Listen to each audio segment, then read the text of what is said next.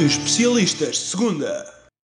Ora viva, sejam muito bem-vindos a Especialistas de Segunda, o podcast inteiramente dedicado à Segunda Liga Portuguesa de Futebol, a Liga SAPSEG. O meu nome é José Silva e hoje estou na presença de um nome incontornável desta competição.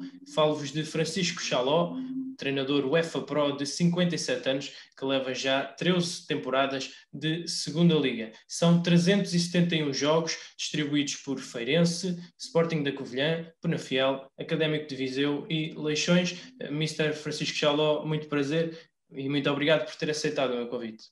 Boa tarde, é um prazer também estar aqui contigo e é um prazer também falar do futebol e principalmente com a tua ideia bem precisa de tentar dar um ênfase àquilo que é a Segunda Liga, que para mim é um campeonato extraordinariamente competitivo, como toda a gente sabe, mas muito importante naquilo que é o enquadramento do futebol português. Se calhar dos mais competitivos por essa Europa fora. Sim, há uns anos atrás houve até um estudo feito em relação a isso e era dito e tido, mesmo por analistas completamente fora do futebol português, que o campeonato, a Segunda Liga, ou a Liga de Honra, como na altura era também chamado, os vários nomes que foram denominada esta competição, era das competições mais competitivas. E naturalmente isso compreendia-se facilmente, não só para aquilo que eram os resultados, não só para aquilo que era, quando se fala de competição, muitas vezes fala-se de campeonatos competitivos e sabemos que os 3, 4, 5 clubes que estão na frente ganham quase sempre e com diferenças abismais. Eu lembro-me de, por exemplo, há meia dúzia de anos falasse que o futebol espanhol era extraordinário e no entanto víamos o Barcelona, o Real Madrid a ganhar 7 e 8 equipas. Portanto, quando se diz que isso que é competitivo, acaba por ser um pouco redutor naquilo que também é a análise das partidas e a análise do que são os resultados. Mas voltando à Segunda Liga, que é o mais importante. A Segunda Liga em Portugal foi sempre uma janela de oportunidades, não só para os técnicos, não só para os clubes, não só para as regiões, porque isto, quer queiramos, quer não, é a antecâmara do futebol top, não é? Em Portugal.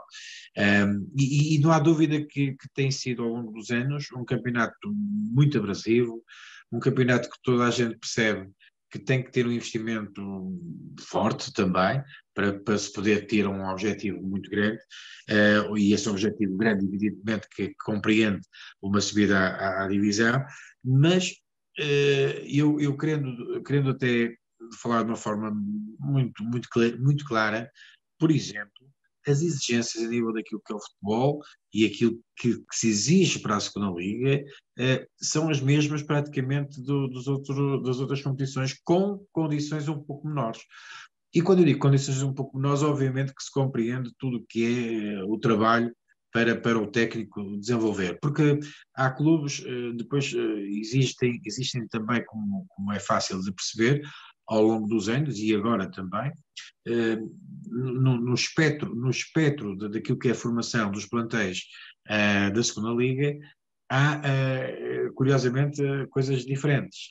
Por exemplo, há plantéis que são formados praticamente por jogadores que já estiveram todos na Primeira Liga e que voltam a descer um pouco à Segunda Liga, também com clubes que têm dinheiro para, no fundo, ir buscar esses jogadores.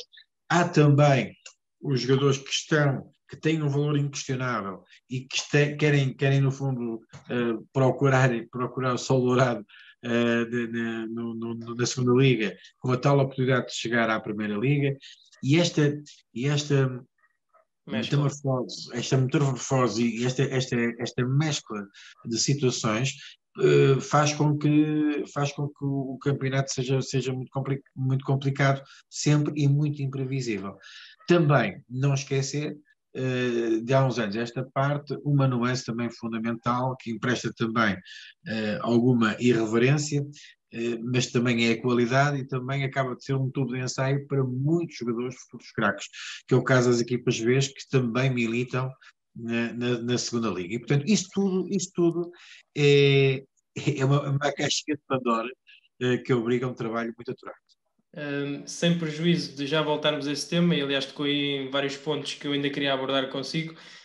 Deixe-me só fazer este pequeno parênteses. Sei que abandonou, ou pelo menos pôs em stand-by aquilo que foi a sua aventura, digamos assim, na Argélia recentemente. Pedi-lhe um balanço deste período de 2 anos, que, pelo menos a meu ver, foi bastante positivo, com bastantes recordes quebrados, não só ao nível de receitas, como também de valorização de jogadores que neste momento estão por essa Europa fora, e eventualmente terá marcado este clube para sempre, quem sabe? Falar em causa própria, José, é sempre muito difícil, não é? Nós estarmos a valorizar um pouco o nosso trabalho, quem nos está a ouvir, nós às vezes pecamos por defeito ou por excesso, não é? Mas, contudo, a pergunta é objetiva e merece uma resposta objetiva. Portanto, na altura eu abracei o projeto do Paradu, primeiro por razões que estão subjacentes àquilo que é natural, que era, em termos económicos, era na verdade uma proposta aliciante, por um lado, mas tinha, na minha maneira, no meu pensamento, tinha uma segunda situação muito importante, que era mostrar-me lá fora e mostrar também a minha capacidade de adaptação a um futebol completamente diferente, colocado numa cultura também completamente diferente e com todos esses itens que nós poderíamos aqui ter para aí mais de uma hora para falar. Mas, verdadeiramente, o clube também em causa era um clube, para mim, desafiador, desafiante. O projeto era um desafio muito grande, era um autêntico desafio. Porquê? Porque era um clube que não tinha raízes, não estava enraizado na Primeira Liga, ponto número um. Era um clube que não tinha em termos de budget, não tinha, comparativamente aos clubes da Primeira Liga argelina, não tinha qualquer tipo de comparação. Era uma equipa bastante frágil. Naquilo que é a sua gênese de pensamento e naquilo que é a sua filosofia, também tinha uma coisa completamente diferente. A equipa do Paradu era a equipa, na altura que eu estava lá, era das equipas mais jovens da Primeira Liga de todo o mundo, de todo o mundo. Portanto, tínhamos uma média de idades de 22 anos, 21,9 era a equipa titular. Portanto, era muito uma média de idades muito baixa. Depois, devido a ter um clube muito recente, nascido em 94, fundado em 94, era um clube que não tinha, dentro do panorama futebolístico, a nível argelino, nem sequer tinha expressão a nível de adeptos, não é? Aquilo que eles lá chamam de supporter. Não havia adeptos. Eu, por exemplo, com alguma piada digo que esta pandemia só favorece um clube no mundo. Há quem diga que favorece o Sporting também, mas só favorece um clube do mundo que eu conheço, que é claramente da Primeira Liga, que é o Parador. Porque eu, por exemplo, fiquei no primeiro ano em terceiro lugar. Nós tivemos a 5 ou 6 jornadas a 1 ponto do primeiro. E digo-te isto com toda a frontalidade. Se tivéssemos uma equipa com adeptos, provavelmente até podíamos ter sido campeões. E nós jogávamos no campo do primeiro classificado.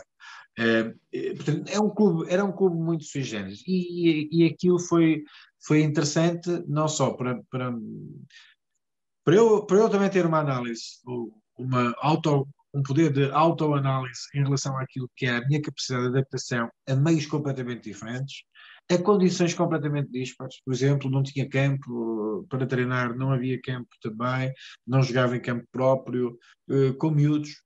Portanto, formatar aquilo tudo não levem isto como vaidade, mas com um grande orgulho que eu digo que foi ver um bebé crescer, caminhar, passar aquelas fases todas até chegar a uma fase em que, na verdade, conseguimos experienciar ao máximo, e digo isto mesmo, espremer ao máximo aquele clube até uma dimensão que não era expectável. O projeto era só para manutenção, obviamente, chegar ao pódio na Argélia, participar depois no ano a seguir, como eu tive 2 anos, apesar de eu só ter um contrato de ano em ano, eu só faço contratos de ano em ano, geralmente, portanto, ficar lá, fazer a tal Liga Europa Africana, ir à fase de grupos, ultrapassar históricos da CAF, como o Sfax, ultrapassar campeões dos outros países.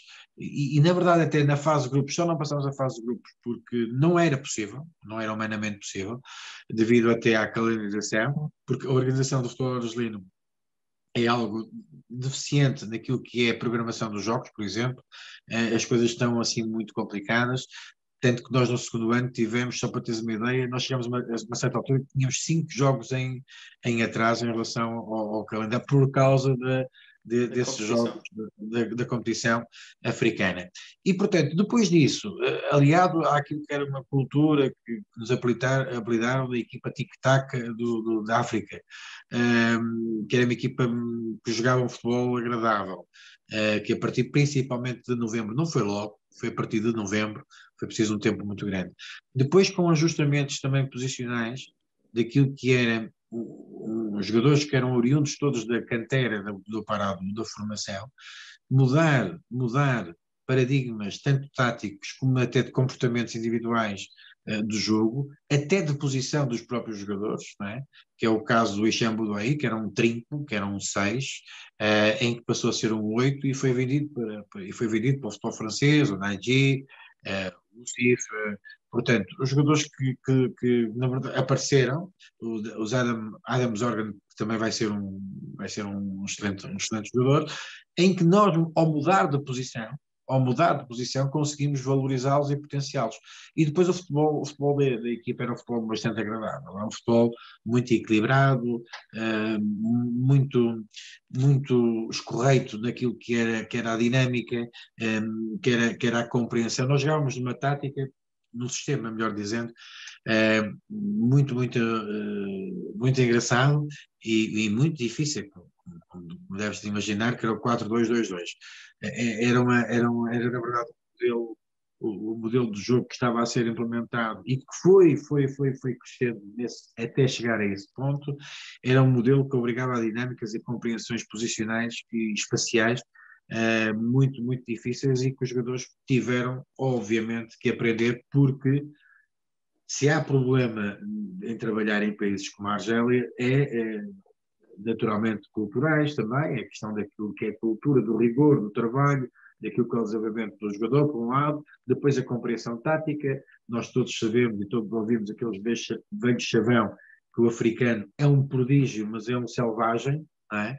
Um selvagem, e isso era mais do que entendido. E, portanto, nomeadamente até nos esquemas táticos, algumas dificuldades daquilo que era a compreensão de defesa mista, defesa à zona, que era a zona pressionante, zona não pressionante, que eram as permutações, tanto defensivas como ofensivas, tudo isso foi um trabalho muito árduo, em que eu, conjuntamente com os meus 2 adjuntos portugueses, tanto o Miguel França como o André Mota, passamos as passinhas do Algarve, como se costuma dizer, numa primeira fase, nomeadamente até daquilo que era fazer prevalecer aquilo que são regras elementares. Só para teres uma ideia, e para terem uma ideia de quem nos está a ouvir, ao fim de 2 meses eu lá estar uma parangona no jornal que dizia o Xaló disciplinador. Disciplinador, precisamente. Era aí que eu ia chegar. Xaló disciplinador. E eu tive curiosidade em saber, porque eu não tinha tido nenhum ato muito específico e muito especial sobre essa matéria, como é natural. Aliás, a minha liderança é uma liderança natural, não é uma liderança imposta, eu não gosto de fazer isso. A verdade é que eu depois estive a ler o jornal, porque nós começamos, mesmo na primeira fase, que não tínhamos grandes resultados, as pessoas começaram a admirar o nosso futebol, disseram que era um futebol diferente, e era efetivamente, o nosso futebol era um futebol atrativo.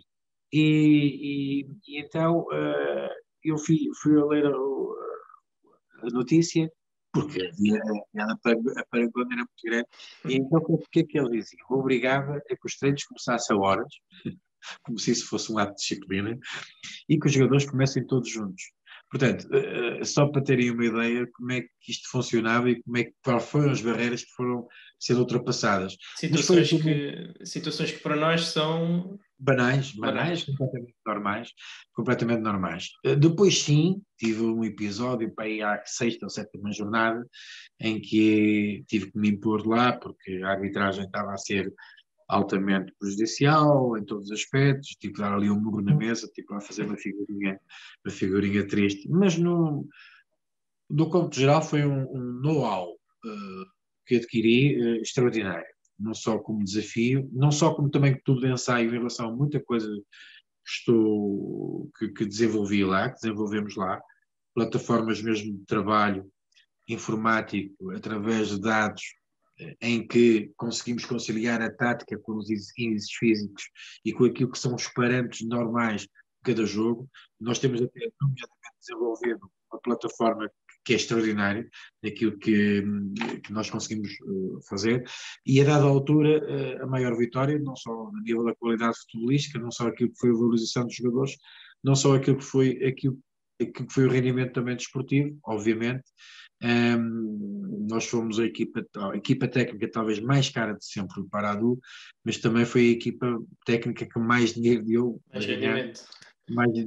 a ganhar ao Paradu. Mas também, só para vocês terem uma ideia, mesmo nas circunstâncias atuais, em que não há público, portanto o Paradu está nesta altura de igualdade de circunstâncias com os outros clubes, independentemente de não ter um budget, continuar a não ter um budget muito grande e não ter campo próprio, mas uma das grandes dificuldades que nós tínhamos como Paradu era efetivamente não termos público. E só para teres uma ideia, o primeiro jogo que eu fiz na Argélia, quando me disseram que não tinha público, eu pensei que não ter público era uma coisa relativa. Mas quando eu entrei a 1h45 do jogo, em minha casa, e vejo a bancada cheia, o estádio já praticamente cheio, e a assobiar a nossa casa, é que eu me apercebi que, na verdade, íamos jogar sempre fora. Muito bem, contas feitas, permita-me então dizer que foi um saldo bastante positivo. Concentremos-nos agora por inteiro nesta segunda liga, que é no fundo o que nos une, a mim como adepto e ao Mister como ex-treinador nesta competição.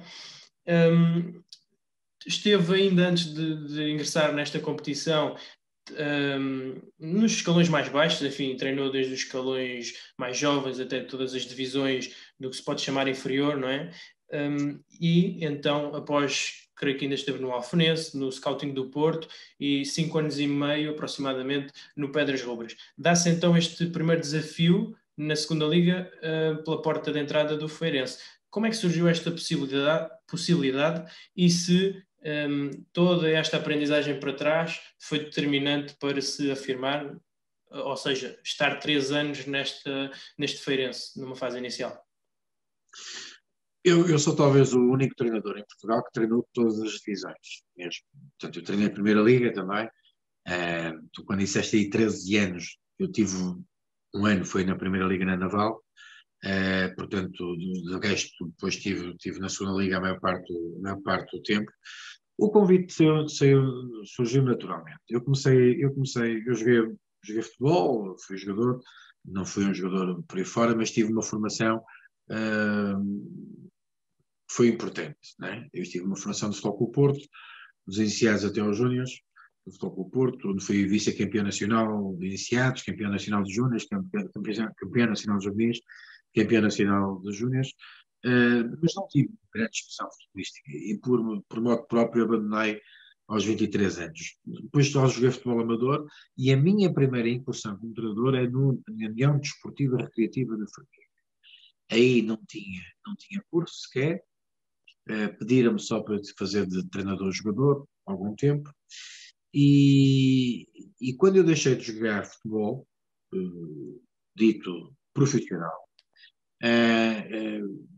eu tinha uma ideia muito precisa que queria voltar ao futebol. Algumas coisas aconteceram de maneira que eu não quisesse a continuar a carreira de futebolista, uma delas, se calhar, não tinha uma expressão que poderia ir muito por aí fora, mas não foi essa a principal razão, porque eu tive alguns convites e declinei-os para ir para a segunda liga, na altura, para a segunda divisão, Zona Centro, Zona Sul, tive esses convites, mas não quis isso. Houve outras coisas colaterais àquilo que é a minha vida particular, obviamente que tive algumas opções que foram tomadas, mas sempre esteve no meu pensamento voltar ao futebol. E disse claramente que iria me preparar para ser treinador de futebol. Essa passagem na União Desportiva Recreativa da Formiga, no futebol amador, eu depois tiro o curso e fui convidado para ir para os iniciados do Alfenense. Nessa mesma época passo dos iniciados para os séniores. Portanto, havia iniciados, juvenis, júniores, e os séniores estavam numa situação aflitiva e vieram-me convidar. Eu era o treinador dos iniciados, estávamos a fazer uma prova muito interessante. As pessoas viram em mim alguém que poderia passar dos iniciados para os séniores. Era bastante novo naquela altura, já tinha tirado o curso, portanto, tinha o primeiro nível, e depois consegui também salvar os séniores do Alfenense. Bem, e depois daí ainda fui adjunto para as Rubras, saí, também por moto próprio, saí, voltei outra vez como principal e foi aí que também mantive durante 5 épocas em que subimos da divisão de honra distrital até à segunda B e mantivemos na segunda B. Quando eu estava na segunda B, estava o Feirense na segunda B, Zona Norte, estava o Feirense na segunda B, Zona Centro. E nós, as pessoas estavam atentas, mais ou menos atentas, àquilo que se passava. E houve uma altura em que o Feirense subiu à Liga de Honra e foi o primeiro ano até que neste novo modelo de Liga de Honra o Feirense estava a subir. E, portanto, fui convidado pelo presidente Rodrigo Nunes, uma vez, sinceramente foi uma forma inesperada, e até porque, curiosamente, o tio dele, portanto, o tio Henrique Nunes era o treinador, e os dois é que me convidaram para eu ser o treinador do ano a seguir, e eu até perguntei ao Henrique porque é que não era ele, e ele disse, não quero isto, estou muito cansado destas coisas e tal, não quero. E foi assim que me tornei treinador profissional, portanto foi aí no primeiro ano do Feirense que a partir daí tornei-me profissional, porque mesmo na segunda divisão B, na Zona Norte, o Pedras Rubras eu não era profissional, o Pedras Rubras era a única equipa no campeonato. Não era profissional. Não era profissional e treinava à noite, às 8 da noite. Mas essa bagagem, digamos assim, que trouxe foi determinante para comatar possíveis diferenças entre a segunda B e a então segunda liga, que presumo eu não era tão profissional, mas já havia de ter algumas diferenças. Não, era mesmo profissional, a segunda liga na Era? altura era profissional. Já não havia meus termos. A segunda liga era mesmo profissional. Não, para mim foi muito importante. Talvez a tua pergunta seja mais na questão do que é que representou para mim eu ter passado por aquelas divisões todas, não é? Precisamente.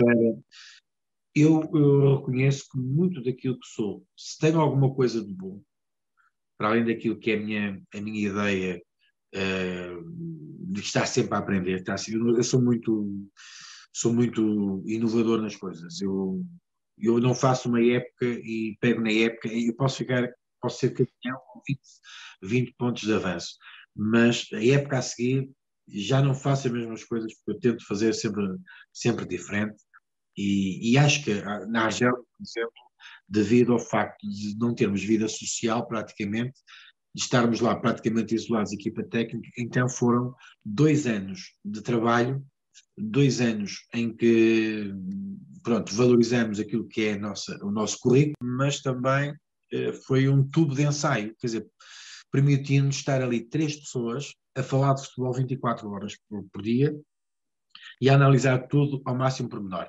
Mas toda aquela minha passagem pelas outras divisões foram passagens preponderantes para aquilo que eu sou, aquilo que é a minha formação e aquilo que é a minha formatação como jogador. Por exemplo, as dificuldades daquilo que é a adaptação, a capacidade adaptativa às dificuldades logísticas, às dificuldades daquilo que é fazer jogadores, daquilo que é, na verdade, tem sido um karma para mim, por exemplo, com exceção, talvez digo eu com alguma frontalidade, com exceção de 2 plantéis na minha carreira, nenhum deles, e olha que eu já estive próximo de fazer coisas muito, muito grandes, passa em modéstia, mas só 2 plantéis é que eu posso considerar que a maior parte das pessoas dizia, pronto, está aqui um plantel que vai de certeza absoluta estar lá em cima. Podemos saber quais? O Feirense e o Académico de Viseu. Já suspeitava que fosse o Académico de Viseu. A minha outra aposta seria o Penafiel, mas já lá vamos. Não, o Penafiel não era de todo. Não? Não. Na pole position, como eu costumo dizer, uma coisa, na pole position dos campeonatos, antes da bola começar a rolar, isto é indubitável. Todos os anos é assim. As pessoas olham para um plantel, não é? E dizem assim, aquele plantel, aquele tem possibilidades para, não é? E eu, portanto, só na minha quarta época, quando eu vim para o Feirense, e até saí à 13ª jornada, estava eu em segundo lugar. Saí por razões não, obviamente, classificativas. Como também saí do Académico de Viseu, não por razões classificativas, não é? Porque eu coloquei tanto o Feirense como o Académico de Viseu nas rotas de subida. Aliás, no Académico de Viseu eu saí à 14ª jornada e tínhamos estado 12 jornadas em primeiro lugar, não é? 12 jornadas em primeiro lugar. Mas outros problemas que agora não vou estar, nem é muito importante nesta altura estar a falar sobre isso. A história, o passado, o presente, mas principalmente o futuro dizem tudo. Mas a verdade é que só esses 2 plantéis é que tinham categoricamente a chancela de poderem lá chegar. Todos os outros que lá chegaram não tinham a chancela de lá chegar. Portanto, foi por exemplo, Covilhã, em que nós, a 5 minutos do final, Deviam ter subido. Estávamos a subir, aliás, com os mesmos pontos e isso tudo, só por mera golavaragem. O único campeonato da Europa em que naquelas condições o Covilhã não subia era o português. Porquê? Porque todos os critérios de desempate só cá em Portugal é que dava para o Covilhã não subir. Na Inglaterra dava para subir, em França dava para subir, em Espanha dava para subir, porque haviam 3 equipas com os mesmos pontos, né? E portanto nós perdíamos precisamente porque uma grande penalidade com um dos clubes foi marcada. Mas de qualquer maneira tínhamos mais vitórias, éramos o melhor ataque, éramos a melhor defesa, e principalmente era o número de vitórias. Porque todos os outros campeonatos, o critério de desempate entre os clubes é por número de vitórias. E nós tínhamos 23 vitórias. Aliás, é um caso ímpar, uma equipa no caso do Covilhã, não subir. Era 80 muito raro. pontos, não é? 80 pontos era muito raro não subir. Mas, portanto, tudo o que eu fui ganhando ao longo do meu trajeto, perdoem-me que diga isto, se há coisa que eu sou um homem aquisitivo naquilo que é o conhecimento, naquilo que é a experiência, naquilo que é também, e também muito interrogativo naquilo que é o porquê. Sendo bem ou sendo mal, eu interrogo e busco o porquê para as coisas acontecerem. E, portanto, isso foi muito importante para poder fazer os outros trabalhos e foi fundamental para aquilo que é a minha profissão. Mas nessa segunda época no Feirense, acaba por ficar num 7º lugar, enfim, muito positivo para quem tinha subido há pouco tempo, mas a realidade é que nesse ano subiam 3 equipas e desciam 3. Gostava de saber também qual é a sua opinião acerca deste modelo de 3 equipas promovidas e as 3 últimas despromovidas. Sim, nesse ano o Feirense não tinha qualquer possibilidade para subir divisão, em termos daquilo que era a sua que era a sua capacidade, embora até muito perto do final estava para subir. Infelizmente aconteceram algumas coisas que não permitiram também a Farense subir. Infelizmente, e digo isto com alguma frontalidade, nós tínhamos alguns jogadores dentro do próprio plantel, 2 jogadores principalmente, que foram contratados em janeiro para a equipa que subiu, que foi a União Leiria. Okay. Um era guarda-redes e outro era central. Okay. Nós, quando descobrimos isso, já descobrimos tarde. Mas isso é só uma à parte. De qualquer maneira, eu fiz um trabalho. Eu já fui vice-presidente da Associação Nacional de Treinadores. Há 12 anos pediram-me, no seio da Associação Nacional de Treinadores, para fazer um trabalho sobre os quadros competitivos. E, portanto, aquilo que eu vou dizer agora, há quem diga que o tempo faz evoluir, não é? Faz evoluir o pensamento, faz evoluir as ideias e faz evoluir também aquilo que é aquilo que nós pensamos ser o mais correto. E eu continuo intocável naquilo que foi o meu projeto para os quadros competitivos. Acho uma aberração só descerem 2 equipas na Primeira Liga, uma aberração, e isso denota perfeitamente uma falta de conhecimento e uma falta de sensibilidade desportiva, porque a equipa, e mesmo daquilo que é capacitar a Liga ainda com uma performance muito maior. Porque 2 equipas a descer na Primeira Liga é impensável. Eu defendia e defendo agora a mesma coisa. Ou seja, 3 equipas descerem na Primeira Liga, 3 equipas subirem diretas na Segunda Liga e descerem 4 na Segunda Liga, havendo 3 séries na Segunda B, no chamado Campeonato de Portugal, e a quarta equipa a descer a quarta equipa, peço desculpa, a subir o Campeonato de Portugal era uma pool feita pelos terceiros classificados das 3 séries, não é? Das 3 subia mais um. Isto porquê? É muito fácil. Em relação à Primeira Liga, acho que quanto mais dificuldade houver para descer, maior qualidade tem que haver para não descer. Não é? E depois, para evitar uma situação que pode ser completamente prejudicial e perniciosa àquilo que é a competição e a verdade desportiva. Porque uma equipa, por exemplo, raramente acontece isso, mas pode acontecer. Uma equipa que esteja condenada a descer muito precocemente, a dada altura vai andar ali sem fazer nada, a arrastar-se, e por outro lado fica só um lugar vago, que é o que geralmente acontece. Com raras exceções, é o que geralmente acontece na Primeira Liga. Há uma equipa que fica condenada e há outra ali que depois vai jogar com mais 2 ou 3 para não descer. Por outro lado, o que é que confere investimento à Segunda Liga? É a possibilidade de subir divisão. E se houver 3 possibilidades para subir divisão, a maior investimento, há maior,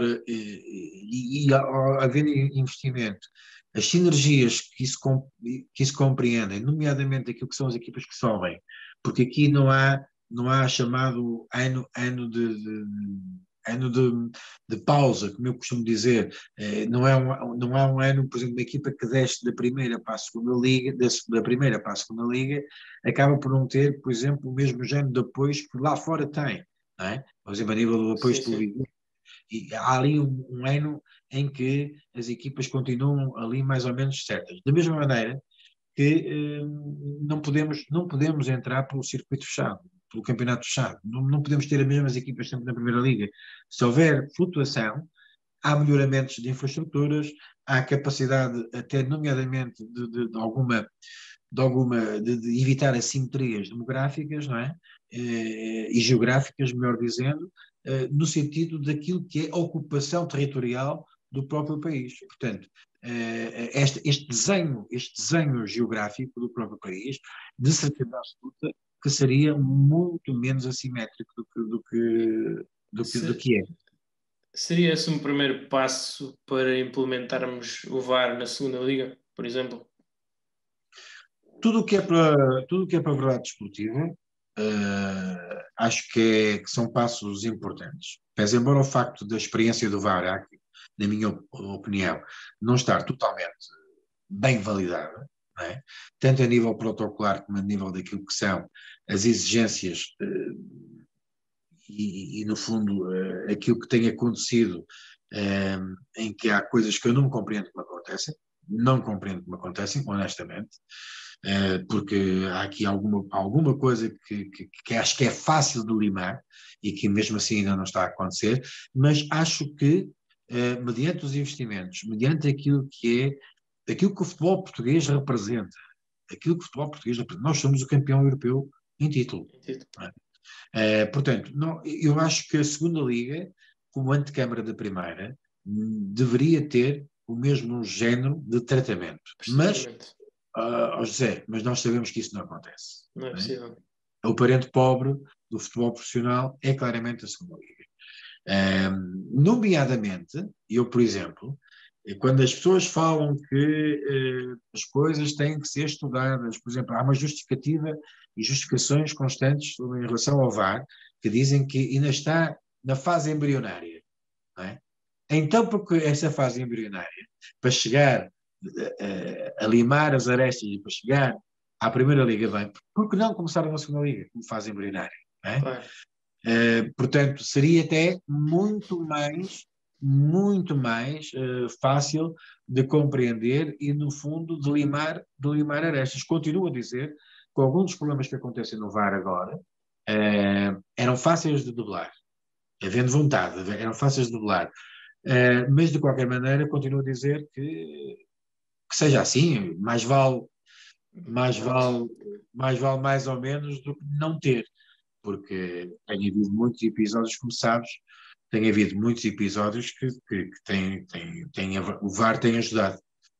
Claro, eu era apenas no sentido de haver alguma equidade com aquilo que se faz no principal escalão, mas se me permite também, considero que ainda não, este tipo de medidas, enfim, não estejam tão protocoladas, porque em Portugal se calhar vivemos nesta confusão, e depois entra Gil Vicente, e depois são 20 equipas, mas depois são 18, e portanto, se nem na Primeira Liga temos esta estabilidade, fica difícil para os outros. Mas voltando então à sua carreira, na sua terceira época no Feirense, enfim, acaba por ser substituído pelo Henrique Nunes, que já há pouco falou, e na temporada seguinte dá-se então a ascensão à Primeira Liga.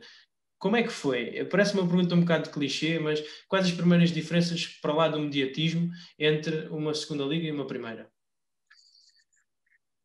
Há algumas diferenças, e principalmente na Naval. Há algumas diferenças, mas na Naval, melhor dizendo, não há assim tanta diferença.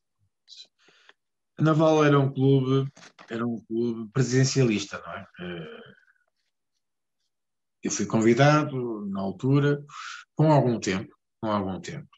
Eu tinha saído do Feirense e em abril, melhor dizendo, fui convidado logo para trabalhar no ano a seguir.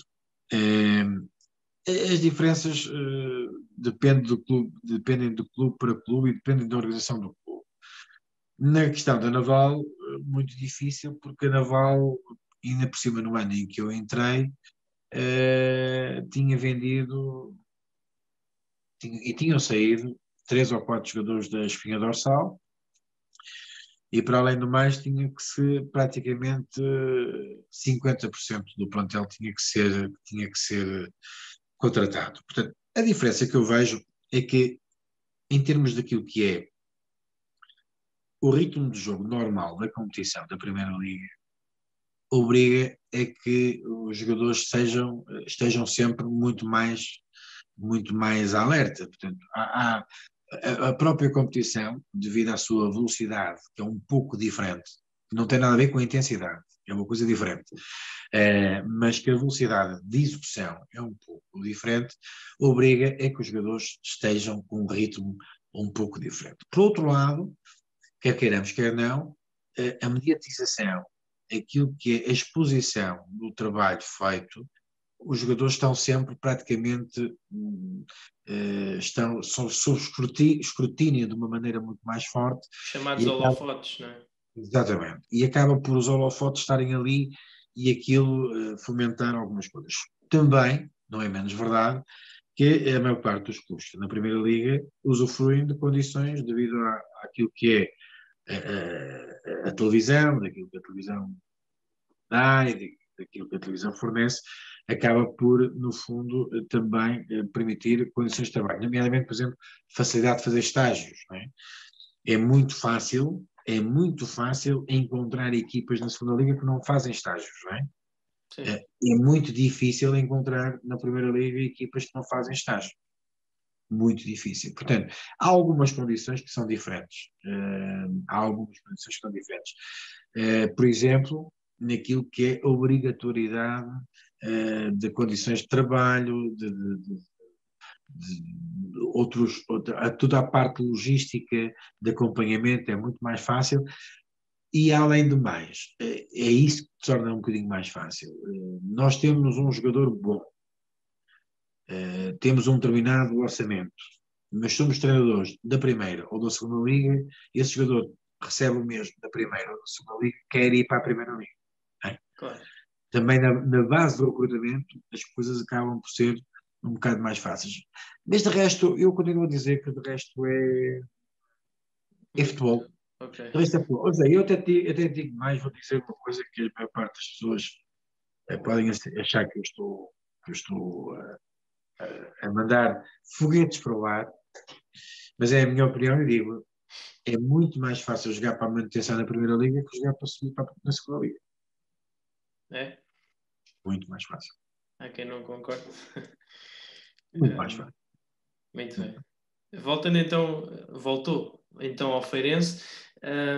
Nessa equipa, apenas uma curiosidade, estava lá o Carlos Pinto, que a brincar vai se tornando um dos treinadores mais vitoriosos desta segunda liga.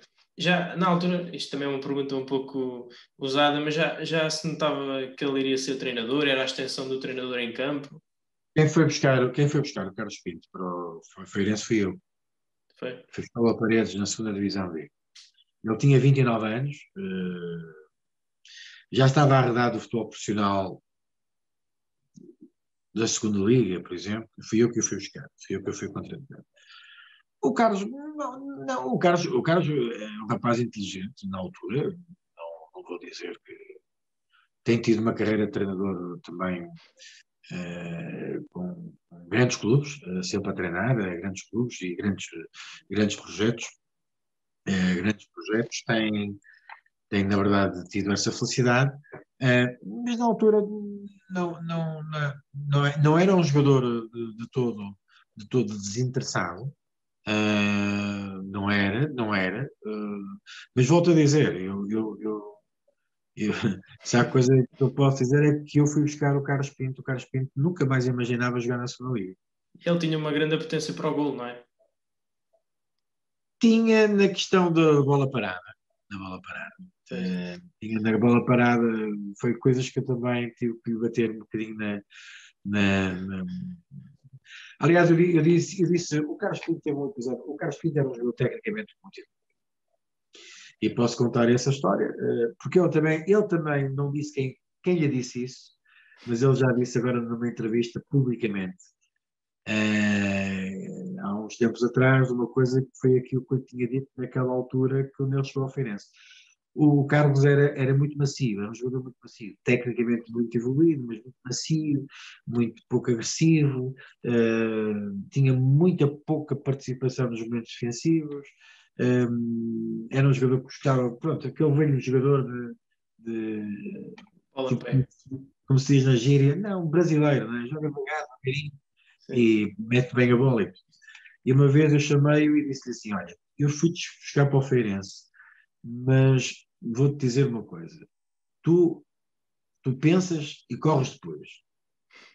Começa a correr antes e pensas depois.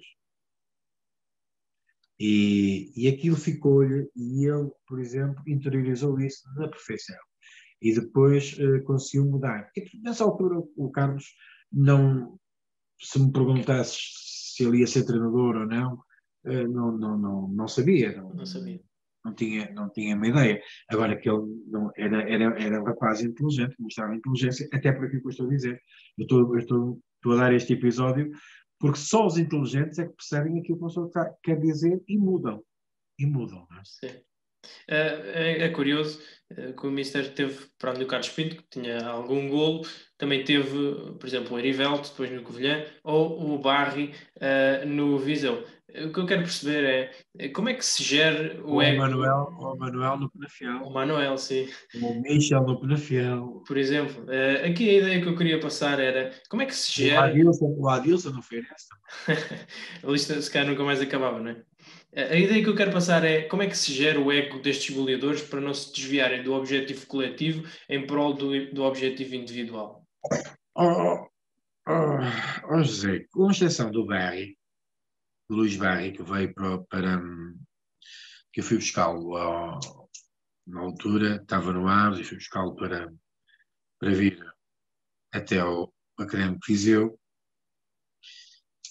em que tinha já algum passado e algum historial como goleador. Nenhum dos outros tinha um historial de goleadores. Nenhum. Tornaram-se goleadores. Foi uma coisa diferente. Tornaram-se goleadores. O Erivelto foi considerado, foi o melhor marcador da Liga d'Honra. 23 golos. 23 golos. A par do outro jogador também que jogava no Tondela. Eu, sinceramente, o Erivelto foi claramente o melhor goleador nesse ano. Porque o Erivelto chegou ao Covilhã, fez a pré-época, mas o Erivelto só começou a jogar a titular praticamente em outubro. Porque dali, do início da época, de agosto até outubro, não era titular. Porque o Erivelto tinha uma qualidade extraordinária, tinha uma capacidade extraordinária técnica, em termos de trabalho analítico, técnico, ele era fabuloso, rematava com a esquerda, com a direita, cabeceava, mas não sabia estar no campo e depois não estava preparado fisicamente para jogar. Jogava parado, paradinho, quieto, não é? E foi preciso modelá-lo para isso. O Luís Barry tive algum problema com ele porque ele vinha com uma lesãozita, mesmo assim marcou alguns golos, mas recuperei também o Sandro Lima. Estás a falar Luís Barry, mas o Sandro Lima é que também estava liquidado praticamente, e recuperei o Sandro Lima e foi dos meus goleadores, não é? E depois voltou e foi depois daí para o Gil Vicente e continuou a ser um bom goleador. Mas a maior parte dos goleadores que eu tenho tido comigo e que se tornaram goleadores, curiosamente não eram. Por acaso é uma das coisas que ainda nunca tive, por exemplo, comigo do género, olha, quem é que tu tens na frente? Mesmo o Luís Barry não tinha sido o melhor goleador. Não era um. Era um dos, mas não era o melhor goleador. E na altura nunca tive assim, por exemplo, tu tens aquele. Não, nunca tive. E quando tive o Roberto no Feirense, aquele que jogou no Leixões e tudo, só que quando nós o contratamos ele tinha uma lesão, nós sabíamos que ele tinha, e que foi preciso 3 meses para doblar a lesão para ele depois voltar a trabalhar. Só deixar esta nota, o goleador de que falava há pouco do Tondela era o Tosé Marreco, não era? Tosé Marreco, exatamente, perfeitamente. Mas em relação a essa questão, gostaria de saber, e falou-me aí de alguns jogadores decisivos, eu tenho muito esta ideia. Há certos jogadores que se afirmam muito neste patamar de segunda liga, mas depois não acompanham a equipa que sobe. Estão muito à vontade, digamos, nesta liga, muitas vezes porque os clubes, enfim, não querem continuar com eles, mas na maior parte das vezes têm quase com ADN de segunda liga. Falo de um Barry, um Luís Rocha, por exemplo, está agora no Chaves, um Bura, também no Chaves. Também fui eu que fui buscar o Luís Rocha, a primeira vez, ao Vizela, fui buscá-lo para o Covilhã. Entrou pela minha mão no futebol profissional. Mas concorda que há certos jogadores que têm um perfil ganhador para esta segunda liga, mas depois na primeira, se calhar não são tão decisivos? A resposta é complexa, parece ambígua, mas é complexa. Isto é o seguinte. Eu só concordo com isso quando o jogador que está na segunda liga está a jogar com um determinado treinador e depois passa para a primeira liga com o mesmo treinador e não consegue fazer isso. Muitas das vezes o que acontece, José, é que não é só o jogador que muda de escalão ou que muda de equipa, também muda de treinador. E o contexto, claro. E ao mudar de treinador, muda o contexto. E ao mudar... Depois há jogadores que acabam por ter a dificuldade acrescida. E depois é preciso... Eu muitas das vezes acho que os jogadores também escolhem mal os sítios para onde vão. Porque isto não é só... Claro que é mais fácil falar do que fazer, porque o negócio, o dinheiro, a oportunidade, às vezes até uma razão sentimental, tudo alguma coisa se prende. Mas, muitas das vezes, há voltar atrás na carreira, devido a alguns problemas também inerentes à maneira de jogar e à maneira de compreender. Um atleta, eu como treinador, por exemplo, eu olho para um atleta e não olho para o atleta só se ele me faz bem o cruzamento, ou se ele me marca gol, ou se eu olho para o atleta daquilo que é a sua parte física, se é a sua parte tática, aquilo que ele compreende, aquilo que ele não compreende, aquilo que ele pode evoluir, aquilo que eu sei que se exigir, só lhe vou criar uma crise de expectativas, porque ele não vai conseguir fazer. E, portanto, isso tudo para além daquilo que é a capacidade evolutiva também do próprio atleta, inerente àquilo que é um ser humano natural. Não é?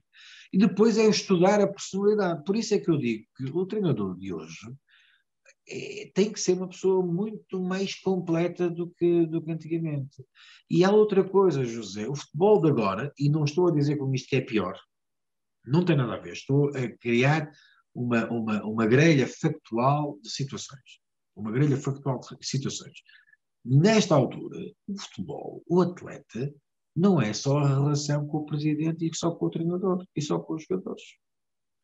Há a questão dos mídias que podem fazer florescer, podem fazer apagar completamente.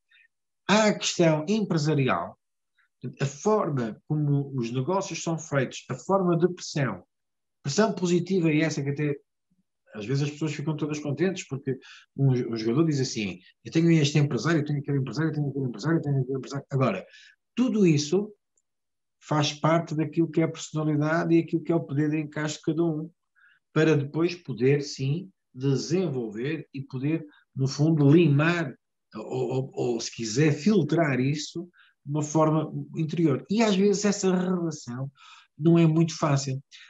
Depois acontece aquilo que acontecia antes. Ainda tem a namorada, ainda tem a mulher, ainda tem os pais, ainda tem os irmãos, ainda tem o cão, o gato, o periquito e tudo e mais alguma coisa que acaba por poder influenciar.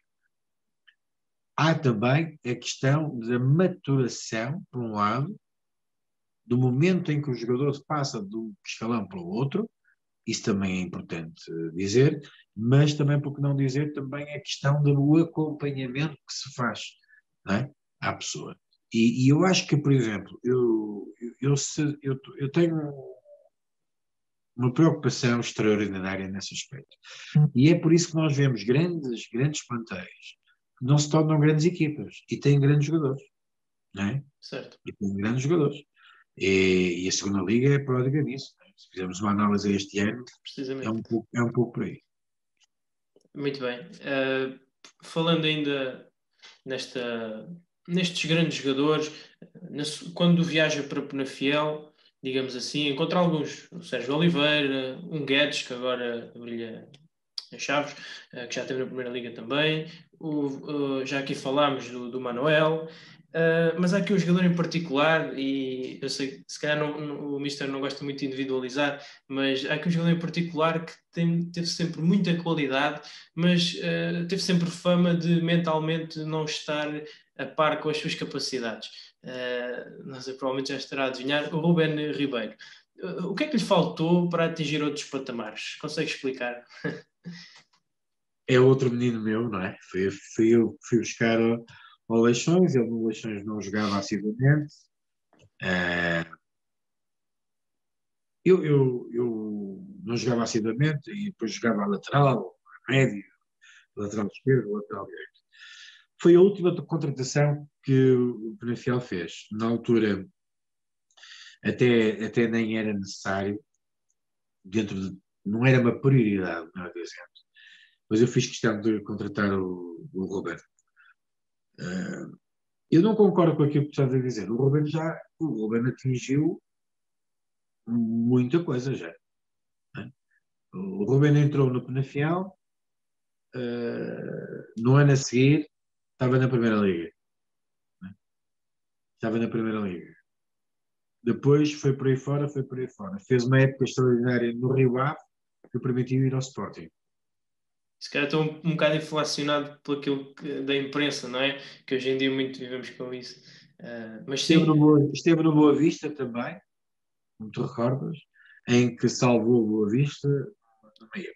O Ruben é um jogador de compreensão. Cada jogo tem a sua. Se me perguntares, mas é um jogador naquela altura. Eu ao Ruben disse-lhe.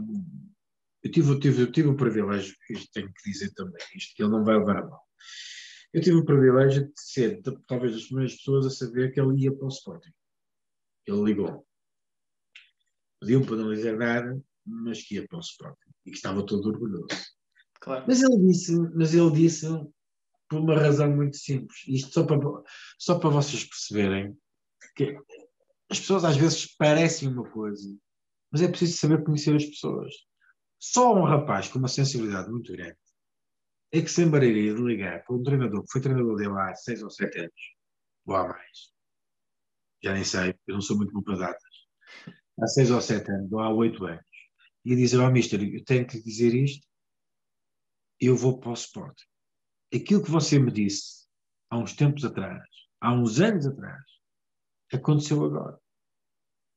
Porque aquilo que eu dizia ao Ruben, eu dava boleia ao Ruben, eu trazia do Penafiel para o Porto, que ele não tinha carro sequer, tinha para Matosinhos, e eu trazia-o, porque eu fazia a minha parte paternal, daquilo que era, aquilo que era um diamante, que eu percebi que era um diamante, que era um jogador sensacional,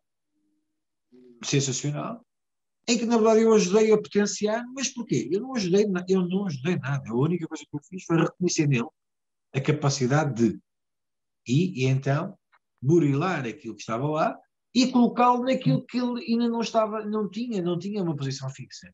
E então eu disse, tu és isto, tu és o 8,5 puro, ok. Então vais ficar aqui como 8,5 e jogas desta maneira e jogas daquela.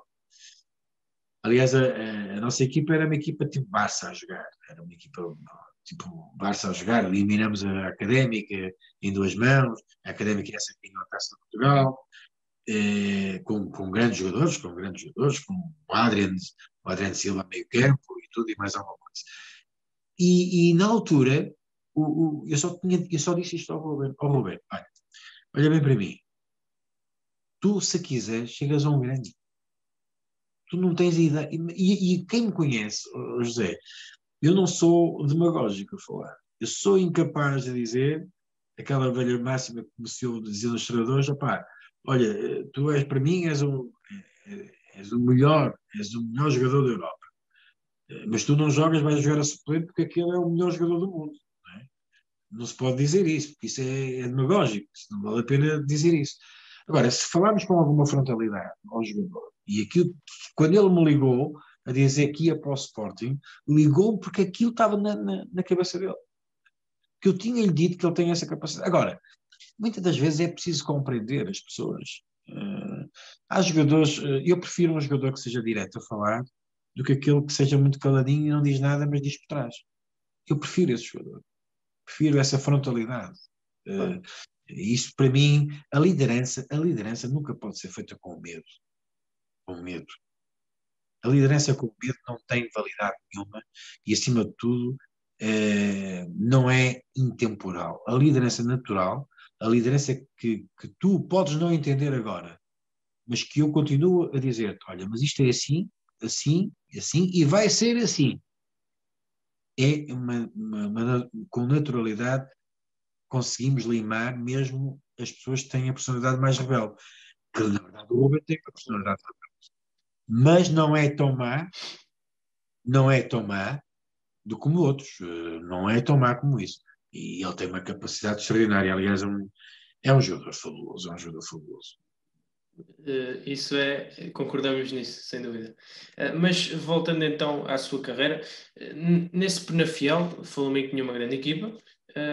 Numa das épocas até penso que fizeram um 8º lugar, não? Já foi com o seu sucessor. O oitavo foi um falso 8º lugar, que era capaz de ser um 5º ou um 4º lugar. Okay. Só que a dada altura, nos últimos 3 ou 4 jogos, nem jogamos com os jogadores que estavam emprestados e com os jogadores que já não faziam parte do ano que não faziam parte do plantel da próxima época. E eu também próprio não iria ficar lá, portanto não. Era precisamente isso que eu gostaria de saber. O que é que levou a trocar uma equipa já consolidada como o Penafiel por um Covilhã que até bem perto da época está a voltar para não descer? Salvou-se no último Não. Eu entrei a 13 jogos do final desse ano. A 13 jogos do final. Em autêntica. Aliás, eu tinha entrado em Penafiel a 10 jogos do final do campeonato e a Penafiel estava nos cuidados intensivos. E entrei depois, 2 anos depois, entrei no Covilhã e também estava nos cuidados intensivos. Estava mesmo moribundo. Aliás, na altura o Covilhã lutava com o Guimarães B. E o Guimarães B desceu. E o Covilhã ficou. Portanto, foi um trabalho árduo. Aquilo que me levou a trocar, principalmente, é o seguinte. Nós temos que estar num sítio em que nos sentimos bem, por um lado, e que as pessoas nos queiram. É?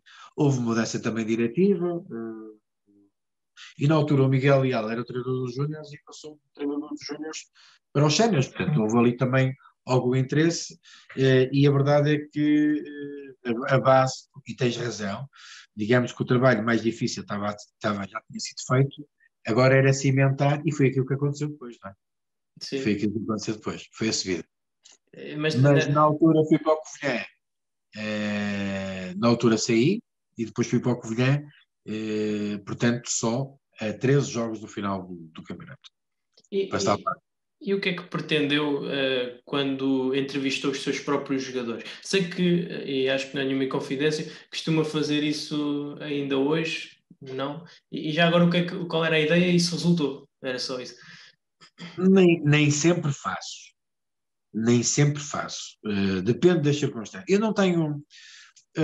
a minha maneira de falar não é sempre a mesma. Não é sempre a mesma. Cada pessoa insere em si próprio uma personalidade, uma forma diferente. Portanto, não há, por exemplo, o diálogo coletivo ou individual difere. A importância difere de grupo para grupo. É importante traduzirmos e fazermos a nossa psicanálise em relação àquilo que é o perfil do grupo e depois o perfil individual. Eu faço sempre entrevistas quando estou num grupo de trabalho. Agora, nem sempre faço entrevistas daquelas que estás a referir, daquelas que eu vou referir.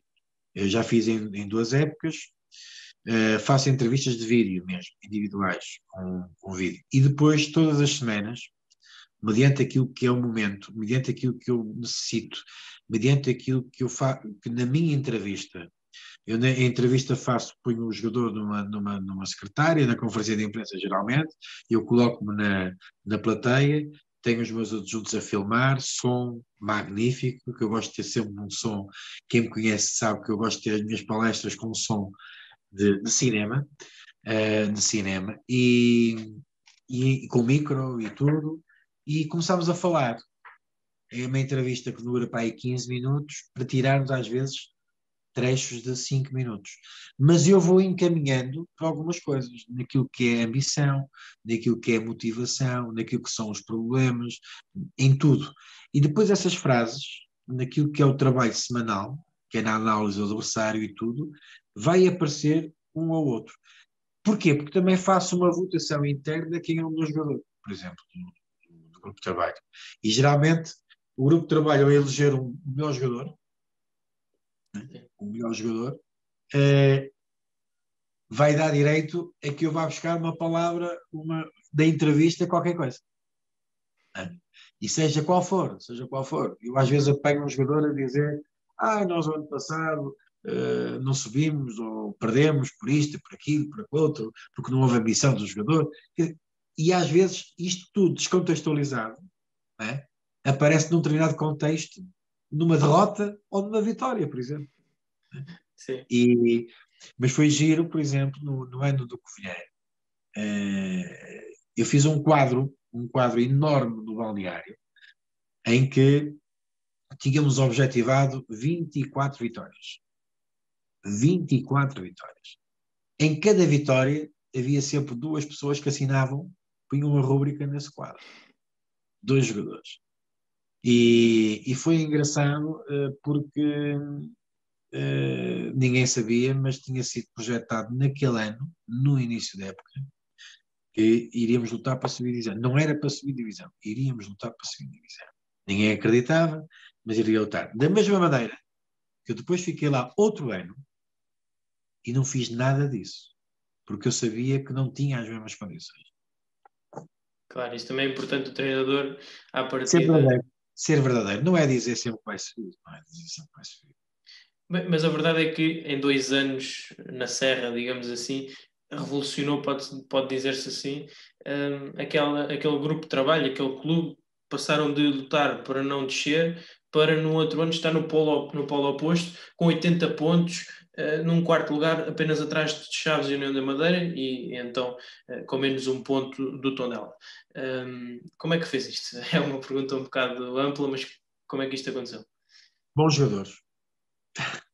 Pois realmente a melhoria foi gradual. Eu notei isso na análise aos plantéis, a melhoria foi gradual. Tem agora um rapaz que está nesta altura também na frente do Campeonato da Segunda Honra, hoje o Traquina, que está na Académica. Fui buscá-lo por acidente. O Zé Tiago, que está nos Chaves, fui buscá-lo não por acidente também. Por acidente. O Tiago Moreira. Isto é o seguinte, eu fui ao Sertanense ver um ponta de lança. Marcava lá uns golitos e tal, e nós tínhamos feito a manutenção na época anterior fácil, então tivemos muito tempo para trabalhar a época a seguir. E fui buscar, ia ver um ponta de lança, porque marcava lá uns golitos, fui lá ver um ponta de lança e repara, quem é que eu trouxe? Foi o Traquina, nem foi o ponta de lança. O Zé Tiago, íamos ver um Oliveirense ali de cima. Fomos ver o Tiago Moreira, que era um lateral direito. Éramos para ver e tal, eu tive umas indicações, e digo isto com toda a abertura. Foi o meu presidente, foi lá ver o jogo, que eu não podia lá ver, tínhamos jogo, e ele até nem foi ver o nosso jogo, e ele foi ver. E diz ele assim, mister, olha uma coisa, eu tenho ali o Zé Tiago, há um puto ali, pá, é engraçado e tal, não sei o que é que você acha, e eu vou-lhe arranjar as cassetes do jogo, você não vai ver, olha, mas o Tiago Moreira, aquilo que você disse, olha que eu gosto, aquele fulano, acho que vai dar cartas. E ele então, arranjei 2 jogos, do Oliveirense, Famalicão e Famalicão Oliveirense, nunca mais me esqueço. E trouxe também o Zé Tiago. Trouxe o Zé Tiago e trouxe o Tiago Moreira. Depois tivemos uns excelentes que puseram uns brasileiros cá à experiência na pré-época. O caso era deles, é mais experiente. O Tatuí também. Depois tivemos o Diogo Coelho, que veio do Nacional da Madeira, novinho, também estava a fazer o seu desmame da formação. Foi ali. Tínhamos o Agostinho Soares, que era um rapaz que veio para o Ponta de Lança do ano anterior, mas que eu achei que ele era bom a lateral esquerdo e manteve-se a lateral esquerdo. Depois foi buscar o Quisito, que obviamente que era um jogador que eu já gostava dele, ele estava também um pouco desterrado, recuperei, teve ali meia dúzia de jogos na época anterior, na época a seguir voltou. E no fundo, com umas contratações cirúrgicas, criamos ali um grupo de trabalho que me dava garantias para lutar para os primeiros lugares. A única coisa que não me dava garantias é que às vezes há forças em determinadas alturas que é preciso background em algumas situações que podem ser mais ou menos favoráveis. Mas fazer 80 pontos com aquele plantel foi uma pena o Covilhã não ter subido, e já disse isto várias vezes. Eu, graças a Deus, nunca desci divisão, mas só me falta uma subida, de subidas só me falta uma subida da segunda liga para a primeira. Já estive lá perto, mas só me falta. Talvez num dia em que eu tenha mesmo um plantel, mesmo a sério, isso vá acontecer. Mas foi um ano muito difícil, porque nunca pensei não subir divisão a dada altura. Nunca pensei.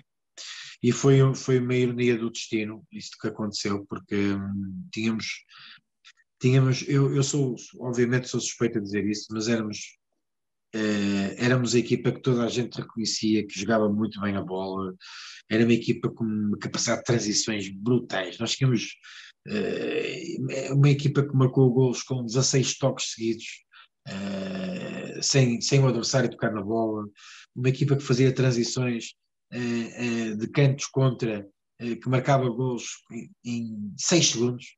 Em 6 segundos marcava gol na baliza adversária.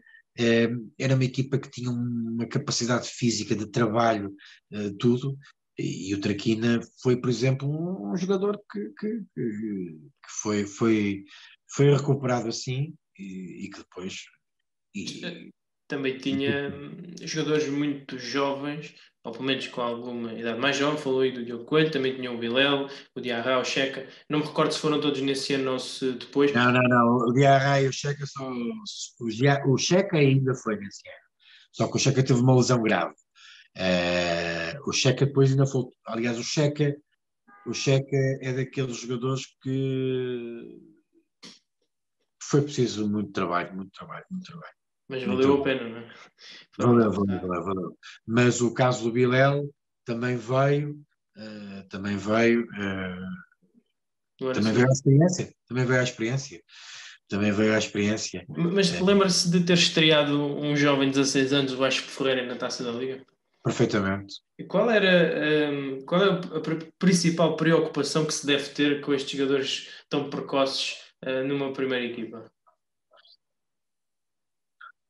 Eu acho que primeiro é dizer-lhes a verdade, não é? Depois é dar-lhes as dificuldades, é colocar-lhes as dificuldades, e depois é não tentar fazer disso um marketing nosso, não é? É que muitas das vezes as coisas são feitas precocemente, só porque é bonito. O treinador de XPTO fez uma coisa assim, assado, assim. Não. Há que haver um reconhecimento daquilo que se passa. O Vasco é um rapaz bem formado, era um rapaz muito sério a jogar, era bastante semelhante naquela altura ao Palhinha. O Palhinha elegio eu como um dos melhores médios na segunda B. na altura que estava na segunda B, não, na segunda Liga, na altura que estava no Sporting. Elogio eu há muito tempo.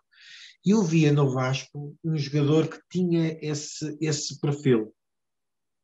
Tinha que trabalhar, obviamente que tinha que tentar conciliar um pouco aquilo que eram os estudos com a parte esportiva, com a parte profissional, mas eu investi nele, e graças também àquilo que era a equipa B que nós tínhamos, né? Investi nele, não foi preciso muita coisa para ver. O Vasco era um rapaz, era um jogador que se aparecia aos olhos. Só mesmo alguém que não estivesse atento é que não via. Era um rapaz sério, inteligente, intenso naquilo que era a abordagem aos jogos, e portanto era muito fácil fazer esse trajeto. Obviamente que as vicissitudes levaram a que ele depois não ficasse lá e que ele depois tivesse que tomar outras paragens. Mas às vezes há alturas em que a sorte de uns é o azar de outros. Se calhar eu e o Vasco tivemos azar e não continuamos juntos. Pois, isso. Mas aproveita a boleia ir à boleia da conversa dos jovens. O que é que acha da introdução das equipas B? Já sei que no início falou muito bem disso. Enfim, as diferenças, há uma logo à partida que não podemos fugir. Passaram de 30 para 42 jogos. A carga competitiva logo aí aumentou. Mas também pode ter aumentado o número de pontos. Não vejo qualquer tipo de problema. Aliás, eu quando ouço treinadores da Primeira Liga queixarem-se muito da carga competitiva, era só terem sido treinadores da Segunda Liga. Já não se queixavam. Obviamente que eu estou a levar isto um pouco à letra, mas não, acho que é muito importante a Segunda Liga ter equipas B que naturalmente compõem, têm nos seus plantéis jogadores muito interessantes, com alguma responsabilidade, evidentemente, em virtude dos resultados e tudo, às vezes é que esta irresponsabilidade de jogar, que eu gosto muito de ouvir falar muita gente do processo, não é? O processo isto, o processo aquilo, acho que é uma palavra interessante. Eu tenho sempre algum problema, porque o processo para mim faz-me sempre lembrar tribunais, não é? Mas a questão do processo é jogar fácil, não é? Uma equipa B tem qualidade, o treinador só tem que colocar, dar inputs, formatar, mas também tem a facilidade de poder jogar com qualidade. E acho que, visto do lado da equipa B, acho que é um enquadramento perfeito de uma realidade diferente, de uma realidade que os faz mais homens,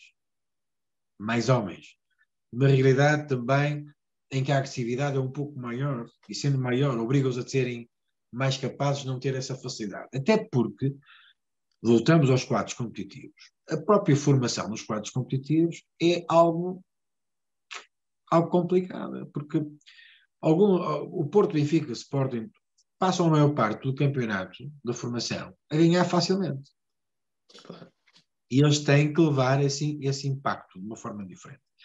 E, por além de tudo, acho que mesmo as outras equipas, quer queiramos, quer não, o jogar contra o Porto, contra o Benfica, contra o Sporting, naquilo que é uma forma também de veicular pelo país fora o nome desses emblemas, também é importante.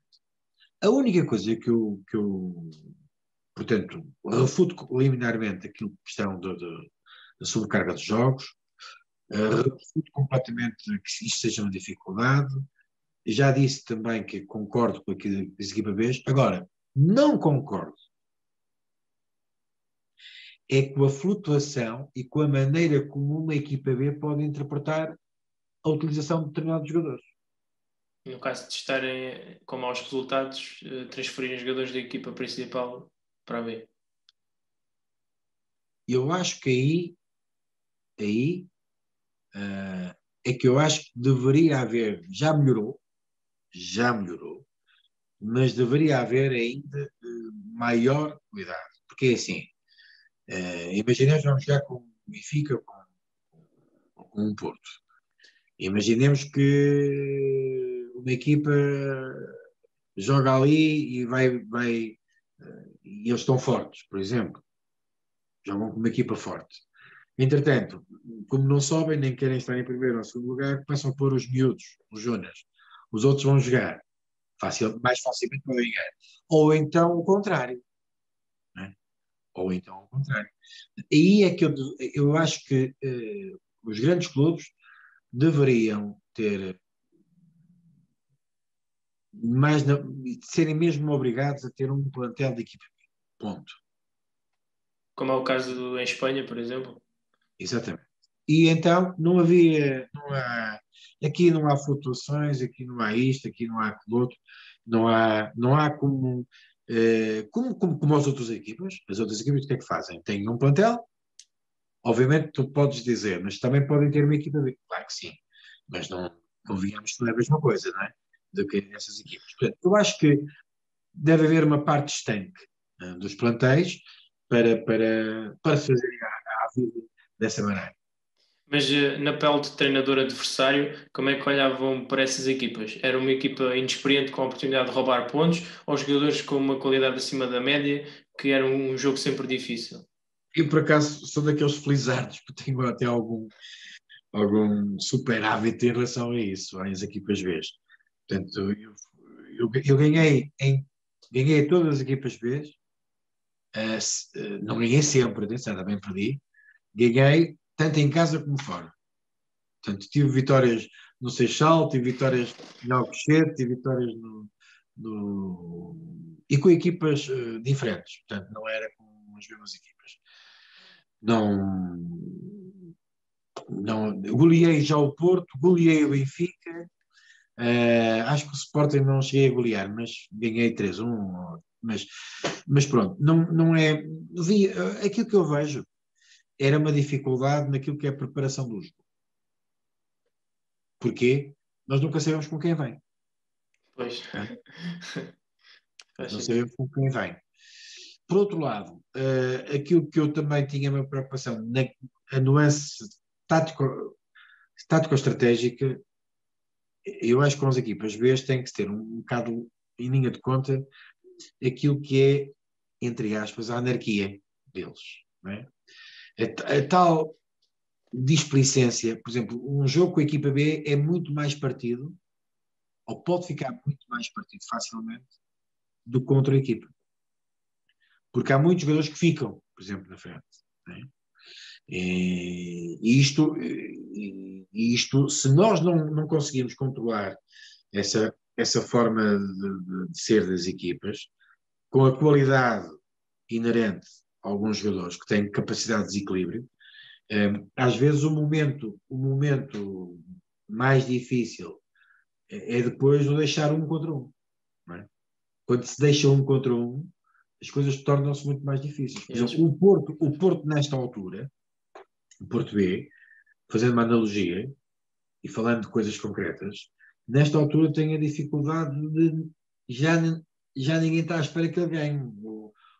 Quer dizer, já começam, o ponto de partida já é ao contrário, não é? Claro. E isto está a pesar nos miúdos, por um lado, mas por outro lado, as equipas adversárias acabam por ter um elan diferente, né? Um elan diferente, e acabam por ter algum comportamento mais fácil, tanto naquilo que é o desequilíbrio também que às vezes se notam nessas equipas. Essa nuance tática ou estratégica é muito importante. Certo. O um contra um é de evitar sempre, não é? Mas mais com eles. Claro. O que eu estava a dizer, que o que eu tenho notado nas equipas que jogam, no caso que deu contra o Porto B, é que entram muito na retaguarda e quando o Porto, por exemplo, marca, aí ficam de peito cheio, depois a equipa não tem hipótese. O Porto recua demasiado e depois, por uma circunstância ou outra, acaba por sofrer golos evitáveis. Mas voltando então à sua carreira, foi então depois para o Académico de Viseu, assumiu o clube num 19º lugar, acaba por salvá-los digamos assim, perto do fim, vai ao play-off com o Merlinense e acaba por salvá-los. A minha pergunta é, qual é que é a sua principal preocupação quando entra num balneário que está presumivelmente afetado pelos resultados? Com o 19º lugar não deve ser fácil, não é? Cada caso é um caso.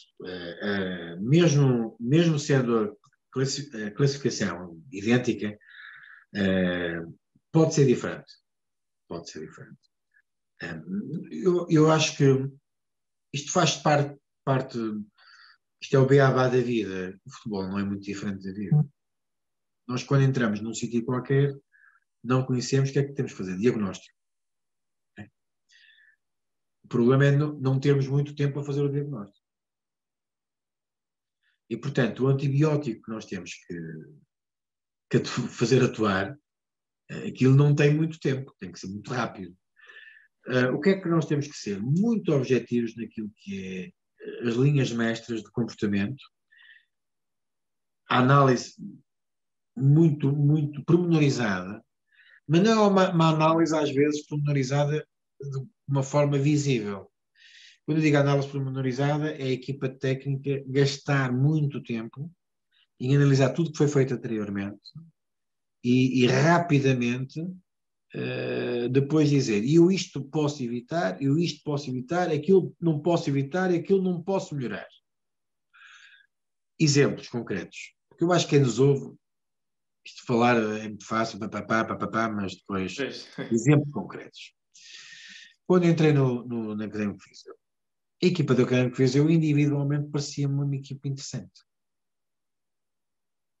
Com qualidade. Não levem isto para nenhuma crítica, levem isto só para coisas factuais. Fiz um diagnóstico, pequeno diagnóstico, perfil psicológico, físico, tático, e como é que se faz isso? Desafiando com algumas coisas. Colocando desafios, não é perguntar, olha, mas o que é que tu pensas disso? Não é nada disso. É colocando os desafios e nós percebemos, pela linguagem corporal, gestual, e por aquilo que é movimentação, das palpitações daquilo, das órbitas, nós muitas das vezes percebemos o que é que se passa. Depois, a parte física. Que tipo de comportamento físico a equipa tem?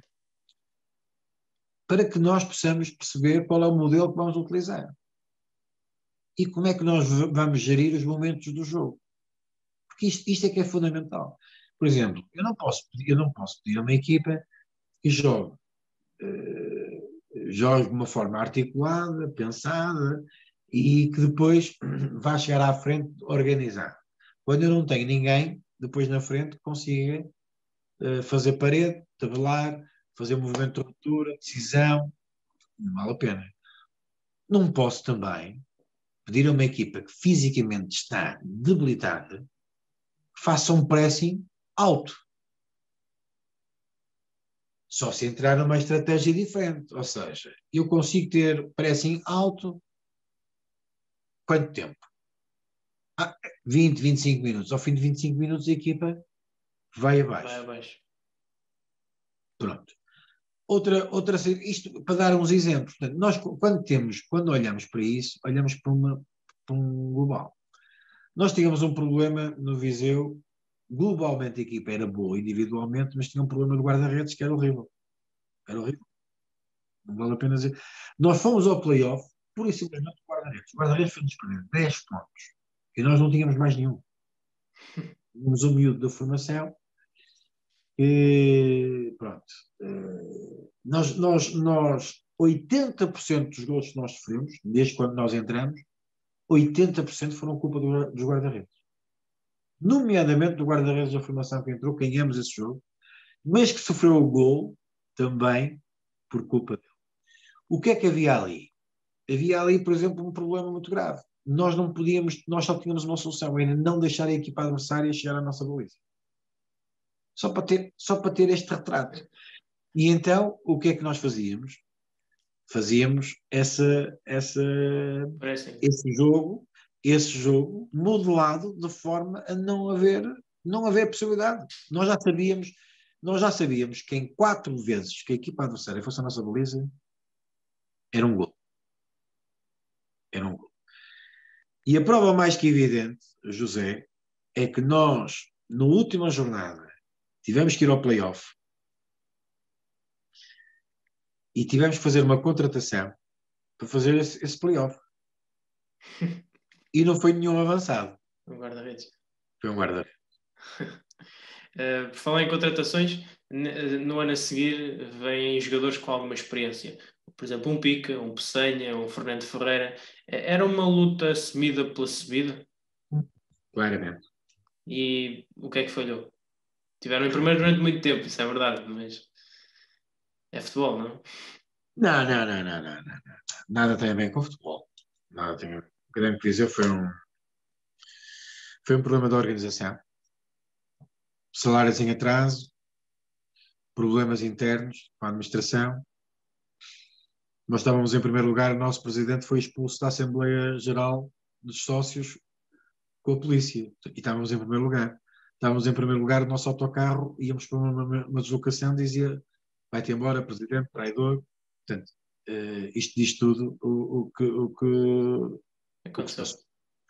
Portanto, foi muito difícil. Depois, na altura, tivemos ali uns momentos muito difíceis. Depois eu saí, entrou o Cajuda, curiosamente. Depois ainda tentaram uma injeção de dinheiro à última da hora para tentar melhorar aquilo, mas em casa era impossível. O ambiente em casa era de cortar a faca. Portanto, eu saí na altura, estávamos em segundo ou terceiro lugar, estávamos a 2 pontos de subir, nem era por aí, e já tínhamos ido jogar à Académica, já tínhamos ido jogar a todas as equipas que estavam na frente, portanto o calendário era extremamente favorável, só que o ambiente era muito mau. Uma equipa que vai em primeiro tem salários em atraso disto tudo, não é? Mas voltando a esse plantel, tinha 3 avançados, permita-me, de grande qualidade: o Ensor, o Sandro Lima e o Barry. Como é que se gera 3 avançados desta qualidade, sendo que são, eu diria, alguns já com o historial? O Ensor apareceu um bocadinho mais tarde já. Sim. Também vinha com uma lesão, mas era muito fácil, porque eu jogava na altura com 2 avançados. Era o 3 defesas, não era? Ele parece-me que... Não. Não? Jogávamos só com uma linha de 4, mas jogávamos com 2 avançados. Nós jogávamos ali num sistema híbrido, em que a atacar tínhamos sempre... Aliás, o Sandro Lima, isto só para perceberem, e o Sandro, que se nos ouvir, ele sabe bem que é verdade. Eu colocava o Sandro a jogar sobre a meia esquerda, mas como falso, não era ala, não é? Como falso. Ele marcou golos todos os jogos, mas um dia qualquer veio ter comigo e dizer assim: não, mister, eu gostava de jogar mais no centro. E o Barry estava com alguns problemas físicos, eu na altura ainda não tinha noção. E o Nessor veio um bocadinho mais tarde e o Nessor também tinha um problema no tendão. E eu na altura, curiosamente, quando o Barry teve ali 2 ou 3 jogos que não pôde jogar, e o Sandro Lima passou para o meio e não marcou nenhum golo. Nesses 3 jogos não marcou nenhum golo. E foi o que eu lhe disse: olha, tu estás tão preocupado em mudar, pensas tu que marcavas mais golos no meio, mas olha que não marcas mais golos, é conforme eu te estou a dizer. Mas o que eu quero dizer com isto é que nós jogávamos ali com uma situação de dupla, e por isso nunca era problemático. Um deles ficava sempre no banco e 2 jogavam sempre. E depois não fui buscar o Ávito, mais tarde também. O Ávito, sim, que também joga a partir da esquerda, não é? Sim, também recuperei também na altura, também chegou lesionado. No caso dele não era bem, ele tinha estado lesionado no ano anterior, mas estava há muito tempo parado, teve que ser efetivamente trabalhado. Para fecharmos este capítulo da sua carreira, o Leixões, faltava precisamente o Leixões. O que é que tem a dizer sobre este clube que tem adeptos muito são sempre elogiados, O Leixões é uma equipa que tem uma massa associativa, massa adepta extraordinária. Às vezes apaixonada demais, né? Às vezes apaixonada demais. Mas foram 13 jogos. Fizemos os mesmos pontos que o João Henrique, praticamente. Portanto, o João Henrique tinha estado os 13 primeiros jogos, depois tinha estado outro treinador, depois entrei eu nos últimos 13 jogos. Aliás, eu saí do Académico de Viseu num dia, na terça e na quarta entrei no Leixões, curiosamente. Foi muito rápido. Mas o Leixões foi ali uma pena porque tinha perdido ali alguma embalagem. Mas acabamos a época muito bem, muito bem. Fizemos ali uns jogos extraordinários, perdemos a possibilidade ainda de recuperar mais. Na altura que fomos ao Nacional, perdemos lá 2-1, que foi uma pena, mas que fizemos grandes jogos.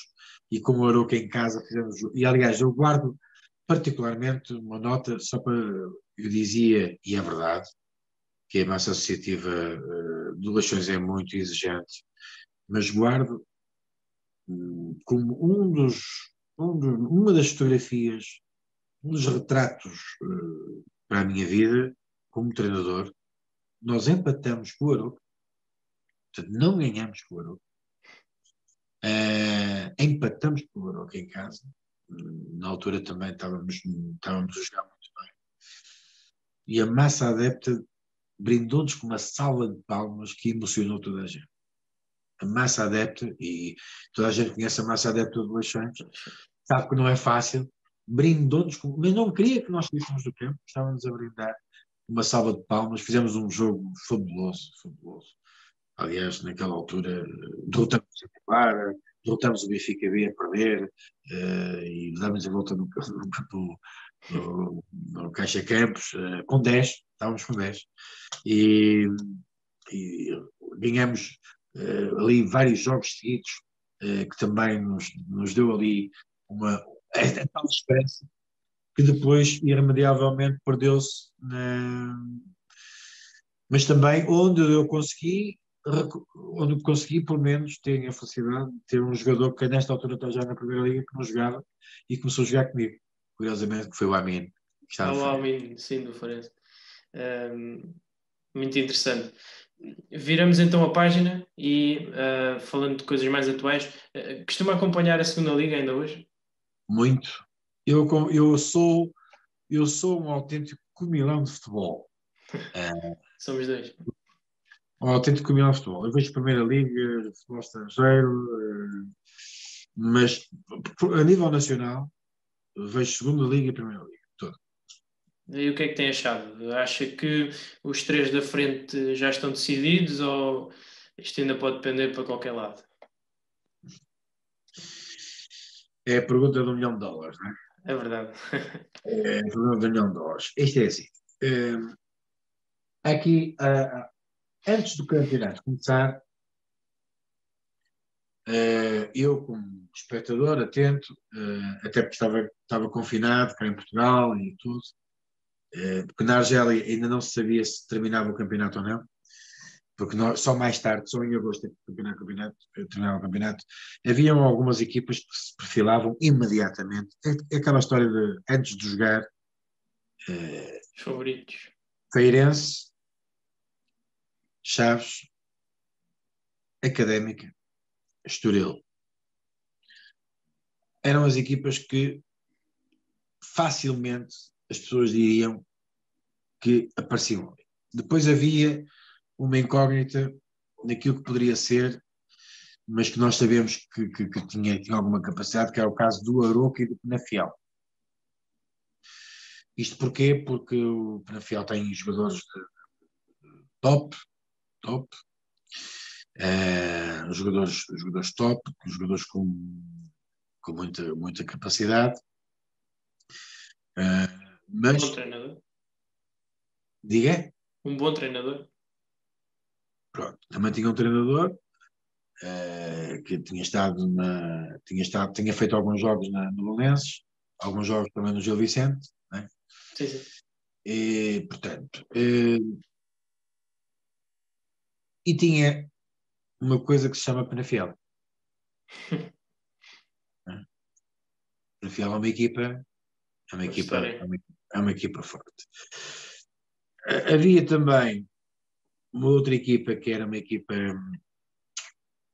que prometia sempre que ia fazer um grande investimento, que era o caso do Leixões, em que foi buscar muitos jogadores, não é? Certo. Alguns jogadores também com nome, Nené, Beto, Paulo Machado e tudo. Mas havia também, como eu já disse, o Arouca, que estava ali na corda bamba. O Cova da Piedade Minto, Casa Pia, foi um plantel recheado de bons valores. Teve o problema de ser a conta-gotas, quer dizer, não foi logo na fase inicial. Mas isto só para dizer o quê? Nos que estão na frente, verdadeiramente, a surpresa é só não estar lá os Chaves. Claro. Porque o Vizela, e isto vem comprovar aquilo que é um trabalho sistematizado, o Vizela manteve todos os jogadores que quis do ano passado e ainda foi reforçar. Portanto, tem o mesmo treinador, não tinha obrigação absolutamente nenhuma e está perfeitamente à vontade. Mas que também não vai dar para subir, na minha perspectiva. Vamos ver. Na minha perspectiva, não vai dar. Uma ideia arrojada deles. Jogam com muita intensidade, linhas muito subidas e com bola, não se escondem. Absolutamente vai ao encontro do que estava a dizer, de jogarem sem pressão. Absolutamente. Jogam sem pressão, não tem problema nenhum. E ainda por cima tiveram a vantagem de nem começarem tão bem quanto isso. Foi gradual. Agora, é evidente que há aqui uma equipa, por exemplo, que é o Mafra, que tem uma organização extraordinária,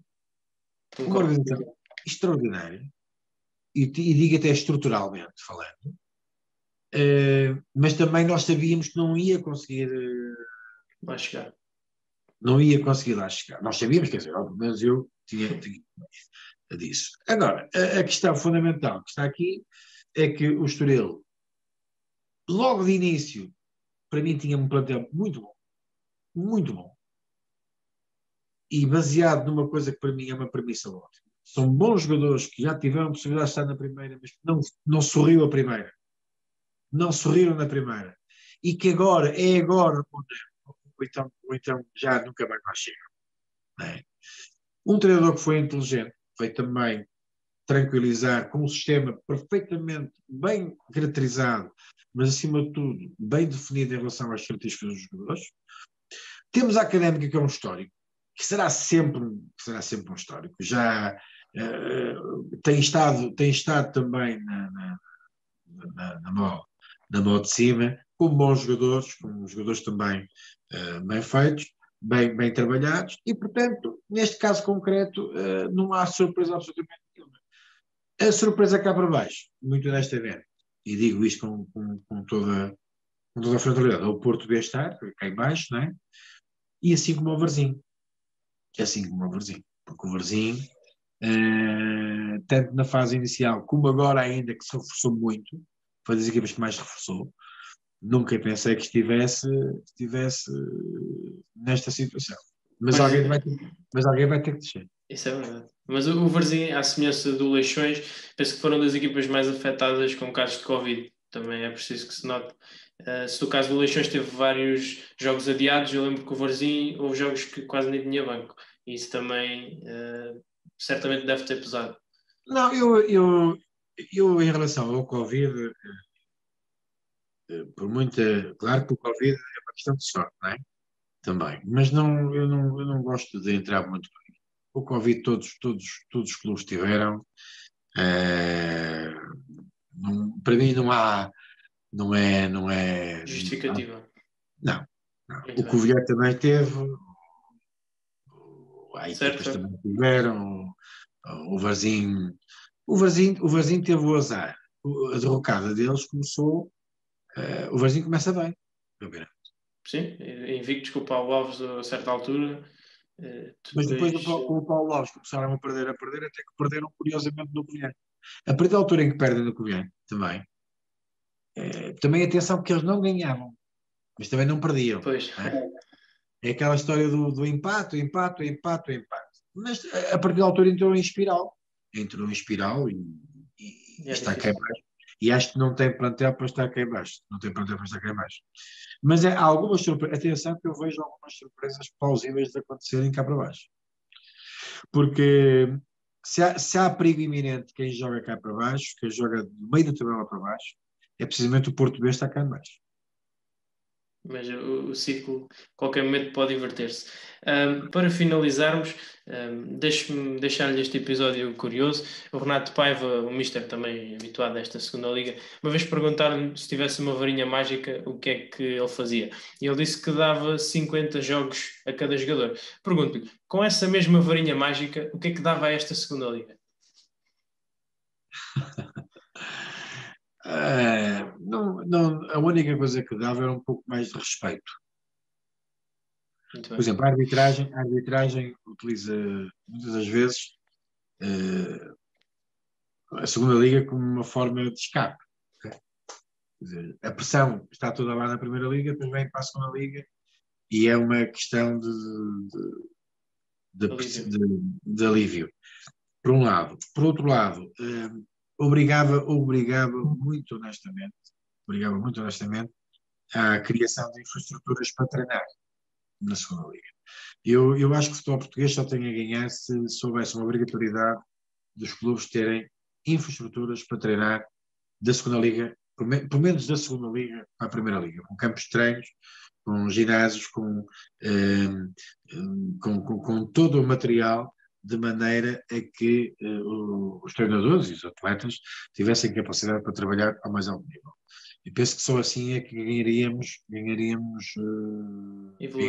isso, para além de que a segunda liga poderia também ter uma situação a nível de jogos. Continuo a dizer, quanto mais jogos houver, melhor é. Isso não é aos 50 nem nada, mas quanto mais jogos houver, acho que sim.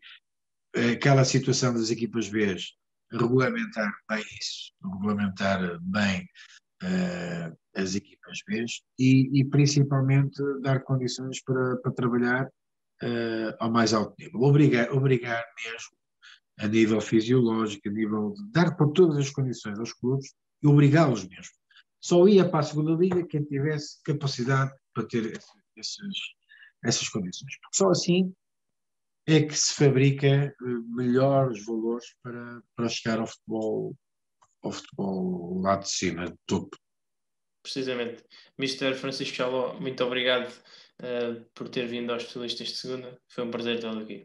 Um prazer foi meu. Um abraço. Muito obrigado e até para a semana.